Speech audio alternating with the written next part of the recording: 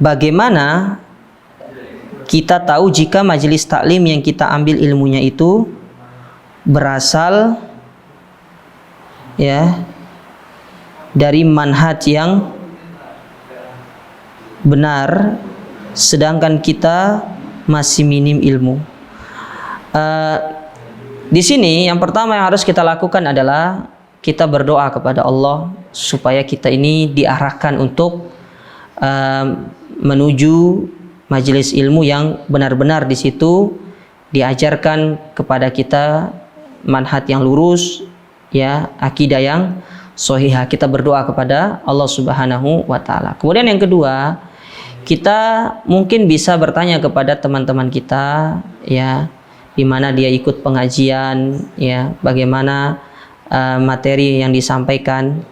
Biasanya, ya, kalau kajian materi yang disampaikan dalam kajian itu benar-benar berada di atas manhaj yang lurus, di atas akidah yang lurus, itu tidak bertentangan dengan fitrah.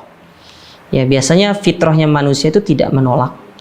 Adapun kalau majelis taklim tersebut mengajarkan hal-hal yang menyimpang dari akidah yang shahihah, biasanya diri kita itu, apa istilahnya, hati fitrah kita itu ada sifat sedikit menolak, ya, bahkan dia ya tidak cocok gitu loh, ya, dengan apa yang disampaikan di dalam majelis taklim tersebut, ya.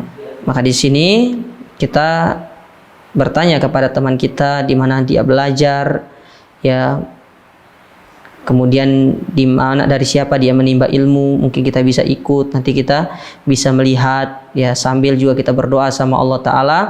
Dan juga mungkin bisa kita mencari referensi-referensi yang lain dari sisi sifat bacaan, yang mana bacaan-bacaan yang kita baca itu, ya, kontennya memang konten agama yang benar-benar dibahas di dalam situ adalah tentang ilmu agama. Dan biasanya juga konten bacaan yang kalau memang yang ditulis di dalam buku tersebut benar-benar, ya, berdasarkan akidah yang shahihah, biasanya hati juga akan merasa nyaman dengan bacaan tersebut. Tapi biasanya kalau, ya, buku yang ditulis itu dia menyimpang dari akidah yang shahihah, biasanya juga, ya, fitrahnya kita itu akan sedikit, ya, bahkan dia itu bisa, ya, menolak, bahkan dia memberontak, ya, dari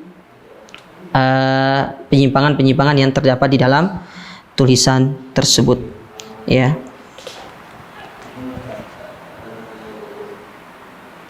Ya, wallahu ta'ala a'lam.